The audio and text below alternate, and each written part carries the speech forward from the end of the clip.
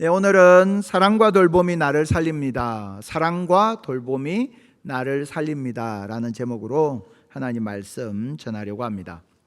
여러분, 우리가 내 인생의 시간, 나의 나이, 내 삶을 바라보는 데 있어서 성경이 우리에게 가르쳐주는 그런 관점들이 있습니다.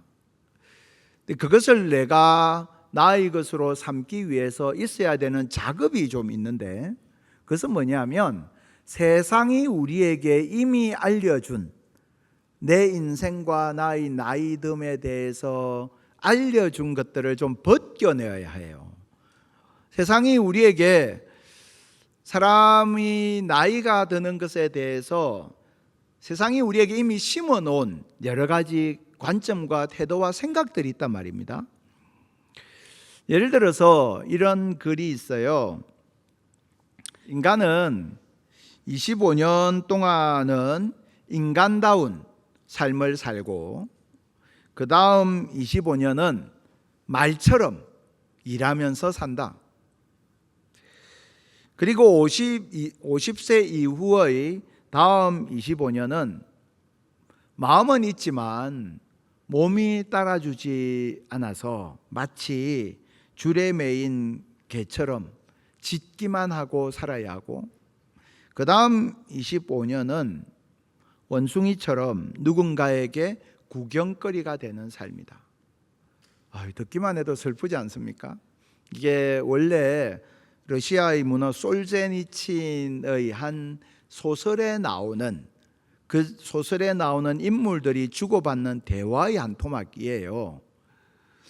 세상은 우리의 나이, 우리의 인생에 대해서 그 사람이 얼마나 생산성을 가지고 있냐, 그 사람이 얼마나 능력이 있냐, 그 사람이 얼마나 힘이 있냐, 이런 걸로 우리의 인생을 바라봐요. 그래서 몇 살이 되었다 그러면 그냥 그 나이는 이런 정도의 가치밖에 없어, 이렇게 세상은 우리에게 주입을 한단 말입니다. 문제는 그리스도인들조차 그런 세상의 사고방식에 젖어 있다는 거예요. 성경이 우리에게 우리의 인생 전반에 대해서 무엇이라고 말씀하는지를 내가 제대로 배우고 귀를 기울이기 위해서는, 그래서 나에게 있는 이미 들어와 있는 세상적인 사고방식들을 제거하고 뽑아내고 버리는 그런 작업이 필요하다라는 것이죠. 그래서 우리가 오늘 함께 나눌 이 말씀 속에서 나는 나의 인생을 어떤 관점에서 보아야 할 것인지 함께 말씀의 원리를 좀 찾아보려고 합니다. 우리가 50대, 60대 중년이 되면 경험하게 되는 변화들이 있어요. 예를 들면 거울을 놓고 생각해 보면요, 내가 어렸을 때는, 여러분도 어떠셨나요? 어렸을 때 집에 거울이 있지 않습니까? 그러면 저는 그랬던 것 같아요. 초등학교 때 이제 거울이 있으면 거울 앞에 서서 이제 그 초등학교, 중학교 이렇게 올라가면서 뭘 하느냐 하면, 남자애들은 이렇게 해요. 이거 뭐냐면 알통. 내가 알통이 이만큼 올라왔어. 그러면서 내가 이만큼 힘이 세졌어. 내가 이제 어른이 된 것 같아. 그런 생각을 하게 돼요. 그게 사춘기거든요. 그러니까 내가 다 큰 것 같다라는 생각을 하게 되는 게 사춘기예요. 그리고 이제 여학생들은 거울 앞에 딱 서서 뭘 생각하게 되느냐면, 내가 좀 여성스러워진 것 같다, 이런 생각을 하게 돼요. 옛날에는 그냥 그 남자애들이나 여자애들이나 별로 차이가 없었어. 그냥 친구였어. 근데 조금 사춘기를 지나면서 내가 여성스러워진 것 같고, 그래서 좀 엄마 화장품도 가져다가 막 입술에도 발라보고, 그렇게 옷도 좀 다른 어른들 입는 옷 이런 거 좀 입어보고 싶고요, 막 이런 변화를 경험해요. 거울 앞에서 그 사람이 경험하는 그런 일들이죠. 청년의 때가 되면 아마 여기에 계신 어르신들을 다, 성도님들 다 그렇게 느끼시겠지만, 청년들은 뭘 해도 반짝반짝 예쁘잖아요. 그냥 가만히 바라보기만 해도 너무 예쁘잖아요. 싱싱하잖아요. 싱그럽잖아요. 청년들의 모습을 보는 게. 근데 이제 우리가 청년의 때 겨울을 보면 보면서 내가 그래도 좀 괜찮네? 그러면서 흐뭇해지기도 해요. 내가 그래도 이 정도면 괜찮구나. 그러면서 혼자 거울 앞에서 이렇게 난 괜찮아 이러면서 스스로를 바라보면서 만족하기도 하는, 그게 이제 청년의 시절이죠. 그러다가 중년이 되면 거울 앞에서 어떤 경험을 하게 되느냐? 흰머리가 조금씩 늘어나고 주름살이 생기고 그 주름이 점점 깊게 패이기 시작하는 그런 나를 보게 돼요. 뿐만 아니라 점점 내 표정이 굳어지고 있다는 걸 느끼게 돼요. 슬픈 일이에요. 거울 앞에서 내가 웃는 게 어색하고 항상 찡그리고 항상 근심이 가득한 듯한 나의 모습을 보면서 이게 정말 내가 맞나? 그런 느낌을 가지게 되죠. 거울을 이렇게 보다가 약간 밑으로 눈을 돌리면 어느새 나온 배가 보이고 그래서 내가 옛날에는 안 그랬는데 그런 느낌을 가지게 돼요. 그래서 서서히 사진 찍는 것도 점점 좀 옛날처럼 막 어디 가서 사진을 찍고 싶지가 않아. 누가 사진 찍어서 이렇게 보여주면 싫어요. 그게 내가 스스로 별로 마음에 안 들어. 그런 느낌을 가지기 시작하게 되는 때가 40대, 50대, 60대 이 중년 때에 우리가 그런 느낌을 가지게 된다는 거예요. 제가 그 시 하나를 소개하려고 하는데요. 이 시가 약간 짧은 시인데 이 앞에 약간 그 욕이 나와요. 그래서 제가 살짝 가리고 보여드릴 텐데 시를 한번 보여드리겠습니다. 아이씨 깜짝이야. 매일 보는 나인데도 볼 때마다 새롭다. 이게 거울 앞 이환천 시인의 시예요. 거울 앞에 서서 나를 보는데 볼 때마다 깜짝 놀라는 거예요. 내가 이 정도는 아니었는데 내가 왜 이렇게 됐지? 그런 생각을 하게 된다는 거예요. 그런 이야기 하더라고요. 여름에 몸의 살을 자꾸 드러내고 싶어하면 청년, 여름에 몸의 살을 자꾸 감추려고 하면 중년, 에라 모르겠다 될 대로 되라 이렇게 하면 노년이다. 그런 말도 하더라고요. 세상 사람들이 하는 말이죠. 신체적 변화뿐만 아니라요, 심리적으로 정서적인 그런 변화들도 경험하게 돼요. 고립감을 경험하게 됩니다. 사실 여러분, 우리들이 친구를 사귀어도 어렸을 때 친구들은 많이 있는데요, 어른이 되어서 친구 사귀는 거 쉽지 않지 않습니까? 중년이 되면서 내가 고립감을 경험하게 되는 경우 많아요. 내가 누군가와 진정으로 가까워질 수 있을까? 늘 같이 있었던 가족도 심지어 어느 날 남처럼 느껴지기 시작하는, 내 품에 있던 자식도 어느 날 너무 멀게 느껴지기 시작하는 고립감, 그런 것들을 경험하는 때가 중년이기도 해요. 뿐만 아니라 좀 더 지나면서 이제 우리는 심각한 생각을 하게 돼요. 내가 정말 가치가 있을까? 내 인생이 정말 가치 있는 것인가? 내 인생이 정말 도움이 되는 것인가? 그런 것에 대한 심각한 생각들, 질문들을 하게 되더라는 거죠. 그게 50대, 60대 중년의 시기에 겪게 되는 일이다라는 거죠. 그런 것처럼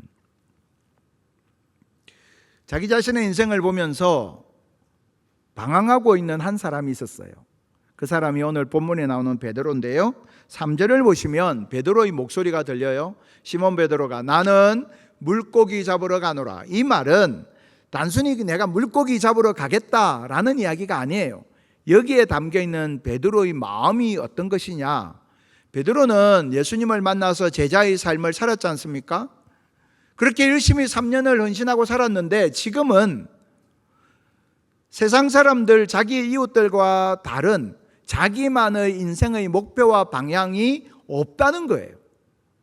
그래서 그냥 고향 갈릴리 바닷가로 왔으니까, 호숫가로 왔으니까 동네 사람들 다 하는 것처럼 나도 물고기나 잡으러 가야겠다, 이 이야기예요. 그러니까 이게 단순히 내가 어떤 일을 해야겠다는 말이 아니라 내가 바라보고 가야 할 목표와 방향이 이제 나는 없어졌다. 그래서 남들처럼 나는 그냥 떠밀려서 살아야지, 이 이야기를 하고 있는 거예요. 그러니까 자기 인생에 대한 그 쓸쓸함, 삶의 의미와 목적을 잃어버린 쓸쓸함이 담겨 있는 것이죠. 우리가 그런 경험을 하게 될 때가 얼마나 많이 있는지 모릅니다. 그래서 이제 물고기 잡으러 가서 밤이 새도록 물고기를 잡기 위해서 땀을 흘리고 수고를 했어요. 예수님께서 찾아오셨습니다. 4절 5절에 보시면 예수님께서 날이 새어갈 때에 질문하십니다. 그들에게 찾아오셔서 얘들아, 너에게 고기가 있니? 없습니다. 없습니다. 빈 배 위에 서 있는 베드로와 그 제자들의 모습을 보게 됩니다. 내 인생이 빈 배와 같고 내 인생의 배에 아무것도 없는 그런 가운데서 내가 느끼게 되는 슬픔과 아픔들이 있다는 거예요. 여러분 혹시 이런 말 들어보셨습니까? 마처 세대. 마처 세대라는 것은 부모를 부양하는 마지막 세대이면서 자식들에게 부양받지 못하는 처음 세대. 그래서 마처 세대예요.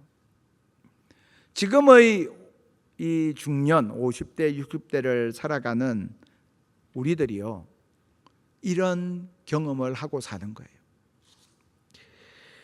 그래서 심지어는 내가 퇴직한 뒤에도 자녀들 경제적으로 뒷바라지해야 되고, 그리고 어른들 부양해야 되고, 그리고 또 나는 나의 삶을 살아야 되는 그 삼중고 속에서 너무너무 힘겨워하는 그런 시간을 보내는 경우들도 굉장히 많습니다.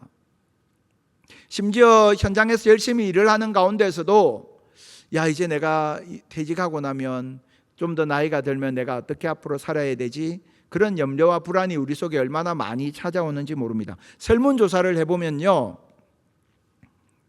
고독사에 대해서 걱정하는 비율이 가장 높은 연령대가 50대, 60대예요. 무슨 말이냐면 그만큼 심리적인 부담과 압박이 크다는 거예요. 그럼에도 불구하고 나는 나를 돌보지 않고 그냥 달려갈 수밖에 없는 숨가쁜 현실이 있다는 거예요. 그런 가운데에서 경제적 압박, 사회적인 그 고립, 정서적 고립, 침체, 그런 것들을 경험하게 된다는 거예요. 베드로도 제자 공동체도 마찬가지였습니다. 지금 베드로와 제자 공동체는 예루살렘에서 갈릴리 고향으로 내려온 겁니다. 예수님을 따랐던 수없이 많은 무리들이 다 해체됐어요. 어디에 누가 있는지도 알 수 없어요. 그리고 자기들은 갈릴리에 내려온 것은 특별한 이유가 있어서가 아니라 그냥 고향이니까 갈 데가 없어서 낙향한 거예요. 얼마나 외롭고 얼마나 고독할까요? 그리고 3년간 배와 그물을 버려두고 예수님 따랐는데 아무것도 없이 그냥 돌아온 자신들을 쳐다보는 주변의 시선이 얼마나 불편했을까요? 그것이 베드로와 이 제자들 몇 사람이 겪고 있는 어려움이었어요. 그런데 이들에게 예수님 찾아오셔서 어떻게 하셨습니까? 12절에서 15절을 보시면 반복되는 표현이 나와요. 조반을 먹으라. 예수님께서 숯불을 피워놓으시고 그 숯불에 떡과 물고기를 구우셔서 요리를 하세요.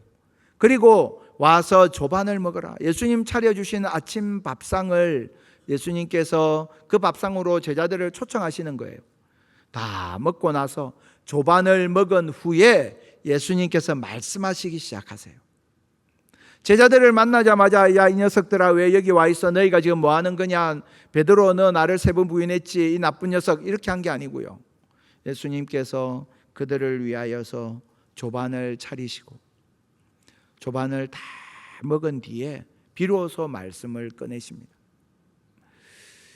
그들의 그 얼어붙은 가슴을 녹이고 계시는 예수님. 그리고는 이렇게 말씀하세요. 15절을 보니까 요한의 아들 시몬아. 요한의 아들 시몬. 이 표현은 성경에 딱 2번밖에 나오지 않는 표현입니다. 오늘 본문에 나오는 요한의 아들 시몬아, 이 무슨 말이냐? 베드로의 아버지가 요한이었어요.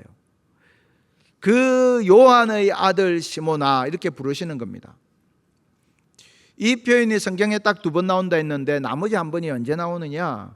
예수님께서 베드로를 만나셨을 때 요한복음 1장 42절에 나와요. 베드로가 예수님 앞에 나왔을 때 예수님께서 그를 이렇게 부르십니다. 네가 요한의 아들 시몬이구나. 너를 내가 장차 게바라고 할 거다. 게바, 베드로. 베드로, 게바, 반석이라는 이름을 예수님께서 붙여주신 겁니다. 그 전의 이 사람의 이름은 요한의 아들 시몬이었어요. 그러니까 요한복음 21장에서 베드로에게 요한의 아들 시몬아 라고 부르시는 것은 뭘 의미하느냐? 예수님은 제자로서의 베드로를 만나고 있는 게 아니고 한 인간으로서의 베드로를 만나고 계신 거예요. 여러분, 많은 사람들이 내 인생을 내가 맡은 역할이라고 착각합니다. 내 인생이 내가 지금 속해 있는 위치라고 생각합니다. 그래서 내게 주어진 역할이 사라지고 내가 서 있었던 위치가 사라지면 내 인생이 끝났다고 생각해요. 하나님은 우리를 만나실 때 나를 역할과 위치로 만나시지 아니하시고 나라는 한 인간으로 만나십니다. 제가 주님 앞에 섰을 때 저는 목사로 서지 않아요. 인간 홍순영으로 하나님의 아들로 주님 앞에 서는 거예요. 주님도 마찬가지입니다. 주님 내게 찾아오실 때 목사로 나를 만나시는 게 아니고 한 명의 인간으로 만나시는 거예요.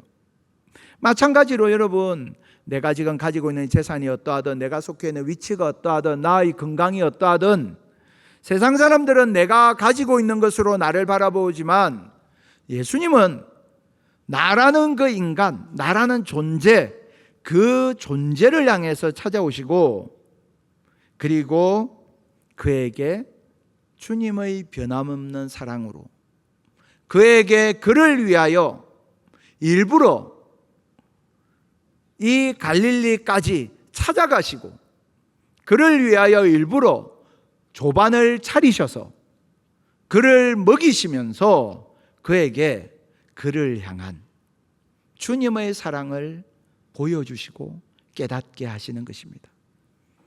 이 예수님께 담겨 있는 주님의 마음을 우리가 묵상해야 합니다.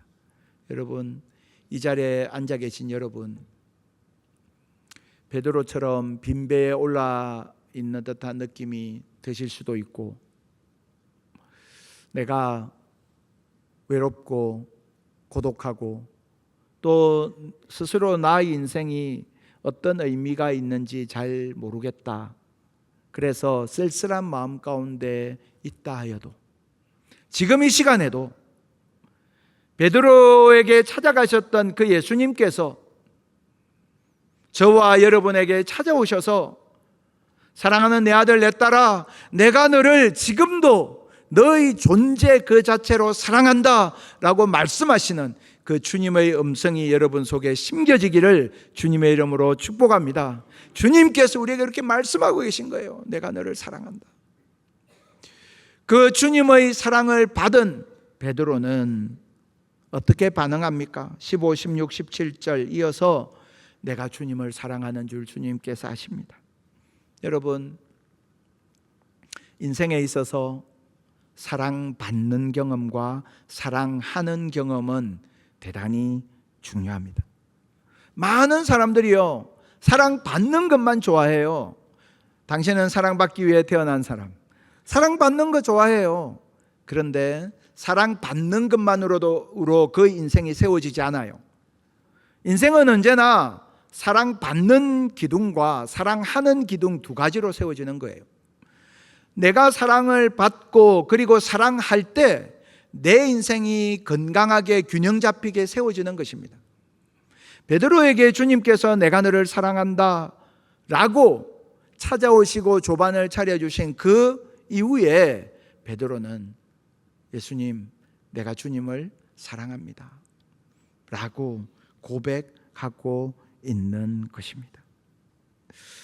그렇게 주님을 사랑하는, 내가 주님을 사랑합니다 라고 이야기하는 그 베드로. 여러분, 우리가요, 우리의 인생 가운데 항상 바라보아야 할 우리 안에 있는 죄의 속성들이 있어요. 우리 기독교 전통에서 특별히 중세 시대에 인간에게 다 죄가 있잖아요. 저도 여러분도 다 죄가 있잖아요. 근데 그 죄의 가장 근원이 되는 죄가 뭐냐? 그것을 7가지 죄의 뿌리라고 해서 7죄종 이렇게 이름을 붙였는데요. 그 이제 교만으로 시작하는 7가지 죄의 항목들이 있어요. 이게 가장 근본적인 죄다라는 거예요. 그 중에서 한 가지가 뭐냐면 탐욕이에요. 근데 이 탐욕을 다른 말로 옮기면 인색함으로 옮길 수 있어요. 탐욕 또는 인색 이렇게 옮길 수 있습니다. 여러분, 인색이라는 단어를 들으면 어떤 느낌이 드세요? 밥 사기 싫어하는 구두쇠 노랭이 영감 이런 생각 들잖아요. 근데 인색에는요, 내가 돈을 내기 싫어하는 그런 물질적인 부분도 있지만 우리가 실제로 굉장히 들여다봐야 될 중요한 부분 중에 하나는 다른 사람을 인정하는 데 인색한 우리의 모습이에요. 여러분 한번 생각해 보십시오. 특별히요, 우리는 나와 친한 사람, 나와 비슷한 사람 인정하기 싫어해요. 아니, 저 녀석이 학교 다닐 때 나보다 공부도 못했는데 어떻게 하다가 사업을 해서 어떻게 하다가 성공을 해서 돈도 더 많고 더 높은 자리에 올라갔어. 인정하기 싫어해요. 인색해요. 사람을 인정하는 것에 굉장히 인색한 습관들이 우리 안에 있단 말입니다. 그것이 우리 안에는 죄의 뿌리 중의 하나라는 거예요. 그 7가지 죄의 항목 중에 함께 인색과 함께 나오는 게 질투예요. 인색과 질투. 이게 굉장히 중요한 죄의 뿌리다라는 것이 기독교의 오랜 가르침이었고요. 그것은 정말 우리 인간을 너무나 잘 들여다보고 있는 성찰의 결과입니다. 그러면 여러분 한번 생각해 보세요. 사실 저나 여러분이나 사촌이 땅 사면 배가 아프다고 옆에 있는 사람이 잘 되면요, 축복하면서 한편으로는 마음 한편이 서늘해요. 왜? 나는 왜 저렇게 되지 못했지? 나는 왜 저런 걸 못 가졌지? 그러면 우리는 어떻게 이 인색과 질투에서 좀 더 자유로워질 수 있을까? 우리에게 필요한 게 있는데요, 그것은 영혼의 포만감이에요. 여러분의 영혼은 지금 포만감을 느끼고 계십니까? 마트에 갈 때요, 꼭 밥을 먹고 가라고 하지 않습니까? 배가 고프면 마트에 가서 아무거나 이것저것 사게 돼요. 그래서 식사를 꼭 하고 마트에 가라고 이야기하는 거예요. 여러분, 내 영혼의 포만감이 있으면 다른 사람을 대한 나의 자세가 너그러워져요. 근데 그 영혼의 포만감은 어떻게 생기죠? 오늘 교회를 오시면서 푸른 하늘을 또는 길에 있는 잔디를, 잡초를, 꽃을 보셨을 거예요. 보면서 아, 정말 예쁘다, 아름답다. 내가 그렇게 그것을 보면서 경탄하고 감탄할 수 있으면 그것이요, 내 영혼에 포만감을 줍니다. 뿐만 아니라 내 인생을 들여다보면서 여러분, 우리 지난 인생을 생각해 보십시오. 하나님 은혜에 감사할 게 얼마나 많은지 몰라요. 그 하나님 은혜에 감사합니다, 내가 지금 살아있는 것도 하나님 은혜입니다 라고 내가 감사의 고백을 하나님 앞에 드릴 때 내 영혼에 포만감이 찾아와요. 그렇게 내 영혼 안에 하나님께서 주신 그 은혜와 하나님의 사랑에 대해서 내가 늘 바라볼 때 내 영혼이 포만감을 느끼게 되고 내가 참 소중한 존재로구나 알게 되고, 그러면 다른 사람을 대하는 나의 태도도 달라진다는 거죠. 내가 주님을 사랑하는 줄 주님 아십니다라고 고백했던 베드로에게 주님은 더 넓은 인생의 길을 열어주시는데요, 그것이 15, 16, 17절에 나옵니다. 내 어린 양을 먹이라, 내 양을 치라, 내 양을 먹이라. 베드로의 인생의 방향을 바꾸어 주시는 말씀이에요. 여러분, 우리가 낙심과 두려움에 사로잡혀 있었던 베드로였지 않습니까? 인생의 방향을 찾지 못하고 있었던 베드로에게 주님 찾아오셔서 베드로의 인생의 방향을 바꾸는데요, 그 앞에 무엇을 두시느냐? 사랑과 돌봄이라는 표대를 주시고 계신 거예요. 사랑과 돌봄이라는 표대, 삶의 목표를 주시는 거예요. 그러자 베드로가 일어나기 시작하는 겁니다. 그가 회복되기 시작하는 거예요. 프랑스 사람들에게 설문조사를 하면 가장 존경하는 인물 순위에 꼭 오르는 분이 있습니다. 아베 피에르라는 분인데요, 이 사진은 아베 피에르가 38세 때의 사진이에요. 1950년도였는데요 그때는 2차 대전이 끝난 뒤에 프랑스의 많은 건물들이 파괴되었고 산업 기반이 황폐해져서 길거리에서 노숙하는 사람들이 무척 많아졌던 때였습니다. 그러다 보니 겨울이 되면 얼어 죽는 사람들이 속출하게 됩니다. 아베 피에르는 그 노숙자들을 위한 집을 지어주는 운동을 시작합니다. 이름을 엠마우스 공동체. 엠마우스는 우리가 잘 아는 엠마오예요. 왜 엠마오라고 지었느냐? 엠마오로 가던 두 제자가 한 사람을 만나잖아요. 그 사람이 예수님인지 몰랐어요. 그러나 두 제자는 그 만난 분에게 같이 식사하시죠. 그래서 대접하잖아요. 환대해요. 그리고 그 자리에서 그 이분이 예수님인 줄 알게 되죠. 엠마우스 공동체라고 이름 붙인 이유가 그거예요. 우리가 누군지 모르는 그 사람, 어느새 내 곁에 다가와 있는 그 사람을 환대하는 것, 그것이 곧 예수님을 환대하고 예수님을 대접하는 것이지 않겠느냐. 그래서 엠마우스 공동체라고 이름을 붙인 겁니다. 엠마우스 공동체를 설립하고 얼마 지나지 않았을 때 한 사람이 찾아왔어요. 한 사람이 찾아와서 이야기를 나누게 됩니다. 이 사람을 이 피에르가 만나게 된 이유는 이 사람이 자살을 하려고 시도를 했는데 실패했어요. 그래서 이제 이 사람을 만나서 대화를 나누게 된 거예요. 당신은 왜 스스로 목숨을 끊으려고 했습니까? 이 사람이 자기 인생 이야기를 하는 겁니다. 어릴 때 고아가 되고 고아원에서 자랐습니다. 그러다가 고아원을 나왔는데 마땅히 할 일이 없어서 이리저리 전전하면서 고생을 많이 했습니다. 그러던 중에 정말 너무나 다행스럽게도 한 여인을 만나게 되고 결혼하여서 가정을 꾸리게 되었습니다. 그렇게 잘 행복하게 살면 좋았을 텐데 이 사람이 너무나 삶이 어려운 가운데 그만 큰 죄를 짓게 됩니다. 20년형을 살게 돼요. 그렇게 20년형을 살고 이제 석방이 되어서 고향으로 왔는데 이미 가족들은 다 떠난 뒤였어요. 그러니까 이 사람이 나는 이제 사는 게 아무 의미가 없다. 내가 살아서 뭐 하겠냐. 그리고 목숨을 끊으려고 했던 거예요. 피에르가 그 말을 듣고 이야기합니다. 당신 말 듣고 보니까 당신 말이 맞습니다. 나 같아도 그런 생각하겠습니다. 당신 죽고 싶은 마음 드는 건 너무 당연합니다. 그런데 죽기로 이미 결심하셨으니까 죽기 전에 저를 조금만 도와주실 수 없겠습니까? 뜻밖의 제안에 뭘 도와주면 좋겠습니까? 물었더니 내가 지금 노숙자들 위해서 집 짓는 일을 하는데 내가 집 짓는 일에 서툴러서 어떻게 해야 될지 모르겠습니다. 이것 좀 도와주세요. 그래서 이 사람이요, 이 피에르를 따라서 집 짓는 일에 뛰어들기 시작합니다. 그러니까 놀랍게도 주변에 있었던 노숙자들이 그 일에 너도 나도 돕겠다고 찾아오기 시작하는 거예요. 그러면서 그 공동체가 형성이 됐던 거예요. 그 엠마우스 공동체의 첫 번째 가족, 첫 번째 동력자가 바로 이 사람이었어요.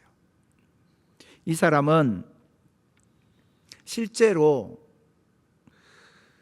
그가 죽을 때까지 15년간 이 피에르의 곁에서 엠마우스 공동체의 동력자로 끝까지 자리를 지킵니다. 죽기 전의 그의 사진입니다. 조르주 르게라는 분입니다. 그는 자기의 인생을 포기하려고 했지만 피에르를 만나면서 엠마우스 하우스라는 그 공동체 속에서 다른 사람을 돕는 일을 하면서 그는 다시금 자기 삶의 의미를 찾게 되는 거예요. 그가 그런 말을 했습니다. 만일에 나에게 돈을 줬다면, 집을 줬다면, 일자리를 줬다면 나는 그럼에도 불구하고 내 목숨을 끊었을 것입니다. 그런데 피에르가 나에게 자신을 좀 도와달라고 이야기했기 때문에 나는 내 삶이 누군가에게 도움이 되는 것이구나 라는 생각을 하게 되었고, 그래서 내가 살아야 할 이유를 발견하게 되었습니다. 내가 목숨을 끊으려고 했던 이유는 내가 살아야 할 이유를 발견하지 못하였기 때문이었는데, 누군가를 돕는 그 일을 하면서 내가 살아야 할 이유를 나는 찾게 되었습니다. 그렇게 이야기했습니다. 여기에서 이제 우리가 우리 인생을 향해서 주시는 성경의 지혜에 귀를 기울여 보면 좋겠습니다. 잠언 11장 25절인데요. 구제를 좋아하는 자는 풍족하여질 것이요 남을 윤택하게 하는 자는 자기도 윤택하여지리라. 여러분, 우리가 남을 윤택하게 할 때, 남을 돌보고 남을 사랑하고 남을 섬길 때 오히려 내 인생이 윤택하게 되는 것입니다. 많은 사람들이 내가 살기 힘든데, 내가 어려운데, 나 한 사람 내 인생 건사하기도 힘든데 그렇게 생각하고 내 인생에만 자꾸만 집중합니다. 근데 그러다 보면요, 오히려 더 내 인생의 의미와 가치를 상실해버리는 경우가 부지기수입니다. 그런데 다른 사람을 향해서 내가 사랑의 손을 내밀어 보고 돌봄의 손길을 내밀어 보면 내 인생이 의미 있고 가치 있구나라는 거 알게 됩니다. 그래서 서양 같은 경우에는요, 자녀를 키울 때 꼭 그 자녀를 가장 어려운 제3세계, 빈민, 아프리카 그런 지역에 꼭 가서 그곳에서 봉사활동을 하게 해요. 그 가운데서요, 아이들이요, 자기 인생의 목적을 찾게 돼요. 내가 이렇게 살아야겠구나, 또는 내가 이런 문제를 해결하기 위해서는 이런 자리에 가야겠구나, 인생의 목적을 발견하게 됩니다. 그래서 일부러 가서 고생시키는 거예요. 근데 우리는 내 자식 고생하면 안 된다, 위험한 데 가면 안 된다, 다 싸고 그냥 집안에 집과 학원, 학교만 왔다 갔다 하게 하잖아요. 바깥을 보지 못하고 자기 안에 갇혀있는 사람의 인생은요, 굉장히 좁아져요. 굉장히 이기적으로 자기만 들여다보게 되는데, 역설적으로 그런 사람일수록요, 작은 어려움을 만나도 넘어져 버립니다. 근데 지금 내가 당장 죽게 되었는데도 다른 사람을 섬기고 돕고 나보다 더 어려운 형편에 있는 사람을 도우러 가보잖아요. 그러면 정말 신기하게 용기가 생겨요.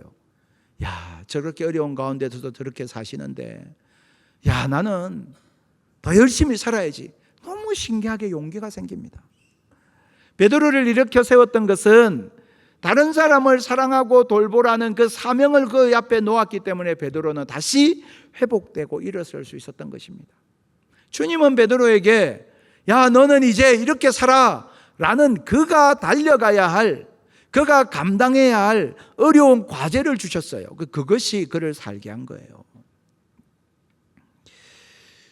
베드로가 그렇게 주님을 따라가고자 할 때에 주님께서 그에게 주셨던 한 가지 말씀이 있어요. 오늘 본문 22절에 보시면, 내가 올 때까지 그를 머물게 하고자 할지라도 내게 무슨 상관이냐, 너는 나를 따르라. 너를 향한 하나님의 목적을 발견해라. 다른 사람과 비교하거나 경쟁하지 말고 너를 향한 하나님의 목적, 너가 어떻게 사랑과 돌봄의 삶을 살 것인지를 발견하고 그것을 향해서 살아가라 라는 뜻입니다. 여러분, 우리 교회는 주변에 있는 많은 어려운 분들을 돕고 섬기는 일을 정말 잘하고 있어요. 아주 주변에서 많은 칭찬을 사실 받고 있습니다. 그렇다면 교회 안으로 한번 눈을 돌려볼 필요도 있어요. 여러분, 우리들이 이제 사실은 구역 재편성을 하는 작업이 좀 늦어져서 하반기에는 새로운 구역으로 모이려고 했는데 조금 늦어지고 있어요. 그래서 일단은 기존 구역으로 개강을 시작했는데 우리 구역장님들이요, 구역 식구들 한 사람 한 사람을 돌보고 섬기는 일, 작은 일이지만 그 일을 내가 기쁨으로 진심으로 감당하면요, 내 마음속에 내 인생을 살아갈 힘이 생겨요. 그걸 억지로 하면 스트레스가 쌓이는데요, 진심으로 한 영혼을 돌보는 마음으로 전화도 해보고 대화도 해보면 신기하게 내 영혼의, 내 인생의 가치를 발견하게 됩니다. 섬기는 게 그래서 중요한 거예요. 교사로 다음 세대 내 자녀들을 위해서 헌신해 보면요, 야, 그래도 내가 딴 거 못해도 이 아이들을 위해서 기도해 주는 일은 해줄 수 있구나. 머리 쓰다듬어 주고 사랑해 주는 일은 할 수 있구나. 내 인생이요, 내 영혼이 충만해지는, 그리고 부요해지는 경험을 하게 됩니다. 오늘 이제 2층 로비에 보시면 지난 학기에 쾌청 우리 식구들이 한 작품들이 쭉 전시되어 있어요. 얼마나 예쁜 작품들이 많이 있는지 모릅니다. 그 작품들 하나하나 스태프들의 수고가 있었고요, 그리고 그 작품을 만들기 위해서 구슬땀을 흘렸던 쾌청에 속한 우리 식구들의 수고가 있어요. 그러니까 여러분, 그 가운데서도 우리 어른들을 섬기고 돌보고 하는 스텝으로 참여하는 일도요, 너무너무 소중한 일입니다. 그 가운데에서 내 인생이 의미 있고 가치 있구나라는 걸 발견하게 되는 거예요. 오늘도 차 가지고 오신 분들은 주차를 하고 오셨을 겁니다.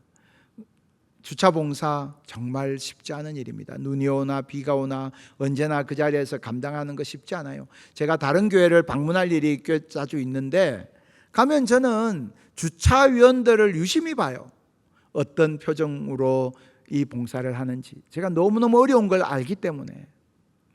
근데 이렇게 정말 기쁨으로 하시는 모습을 보면요, 제가 은혜를 받아요. 야, 어떻게 저렇게 하실까? 주차 봉사 힘든 일이지만요, 그거 해보면 와, 내가 그래도 이렇게 헌신할 수 있구나, 봉사할 수 있구나, 얼마나 그게 뿌듯한지 몰라요. 주방에서 봉사하는 거 마찬가지예요.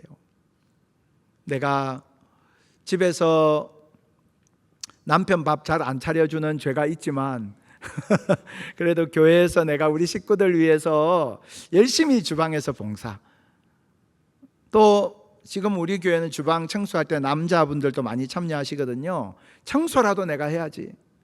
작은 건데요, 그게 얼마나 나를 뿌듯하게 하고 행복하게 하는지 몰라요. 해보면 압니다. 환우들이 있을 때 그 환우들 위해서 내가 전화 한 통하고 병원에 찾아가 보기라도 하는 것, 그리고 다시금 교회로 왔을 때 따뜻하게 손잡아주고 괜찮냐고 안부라도 물어주는 것, 얼마나 중요한지 몰라요. 더더구나 우리가 얼마 전에도 장례가 계속 연속해서 난 적이 있었어요. 장례가 나면 위로 예배, 육관 예배, 발인 예배, 하관 예배, 예배를 드리잖아요. 그 예배 드릴 때 여러분, 내가 그 사람 잘 모르지만, 그리고 그 사람이 나의 그 가족 일에 온 적도 없지만, 그래도 내가 가주는 것, 가서 위에서 위로해 주는 것, 한번 가보는 것, 얼마나 중요한지 모릅니다. 얼마 전에도 새가족 가정에 장례가 났는데요, 얼굴도 모르지만 그래도 새가족이라 갈 사람 없을 텐데 나라도 가야지. 그래서 참석한 분들이 계셨어요. 얼마나 귀한지 모릅니다. 여러분, 우리가요, 어려움 당한 가정에 나도 어렵고 나도 힘들지만 내가 그래도 가서 그 자리에 있어주고 손 한번 잡아주고 힘내라고 말 한마디 해주는 것, 그러면 가기 전에는 힘들어요. 나도 바쁘고 힘든데, 근데 갔다가 올 때쯤 되면, 돌아올 때면, 야, 잘했다, 내가 오늘 정말 좋은 일 했다, 내가 오늘 정말 보람된 일 했다, 내가 그래도 이런 거 할 수 있다, 할 수 있구나, 주님께서 얼마나 기뻐하실까. 그래서 내 영혼이요, 충만해지고 내 영혼 속에 만족감이 찾아와요. 여러분, 우리가 우리의 인생을 세우는 것은 내가 나만을 들여다보고 나만을 위해서 이기적으로 산다고 인생이 세워지는 거 아닙니다. 하나님께서 우리에게 주신 인생의 역설이 있는 거예요. 믿음의 비밀이 있는 거예요. 다른 사람을 윤택하게 하는 사람은 그 인생이 윤택해지는 겁니다. 우리가 중년의 때 또는 내가 있는 지금의 인생의 시간표 속에서 내게 위기가 찾아오고 내가 스스로 나 자신의 인생에 대해서 회의가 찾아오고 내가 너무나 작게 느껴지고 내가 어디를 향해서 어떻게 살아야 될지 잘 모르겠다는 느낌이 드실 때 나보다 어려운 사람들을 돕는 일을 감당해 보십시오. 그곳으로 찾아가 보십시오. 그것을 통해서 여러분 우리의 인생이 다시금 회복되는 경험을 하시게 될 겁니다. 제자들도 바로 그 경험을 하게 되었던 거예요. 오늘 함께 예배하는 우리들, 이 자리에 있는 우리들 한 사람 한 사람에게 주님은 이 시간에도 찾아오셔서 말씀하십니다. 사랑하는 내 아들 내 딸아, 내가 너를 사랑한다. 우리 앞에 은혜의 조반을 차려놓으시고 우리에게 먹이시고 우리에게 힘을 주고 계십니다. 힘내. 내 사랑을 먹고 네가 힘을 내. 너의 영혼이 정말 나의 말씀으로 나의 사랑으로 너의 영혼이 부요해지고 영혼의 만족감을 누리고 너가 다시금 힘을 내어서 정말 너희 앞에 있는 또 다른 사명, 다른 사람을 더 사랑하고 다른 사람을 더 섬기고 다른 사람을 돌보는 그 일을 향해서 너희가 살아주지 않겠니? 라고 말씀하시는 그 주님의 음성 앞에서 그 주님 앞에 주님 내가 그렇게 살겠습니다 고백하고 반응하고 그래서 주님의 연애의 통로로 살아가게 되는 저와 여러분 다 될 수 있기를 주님의 이름으로 축복합니다.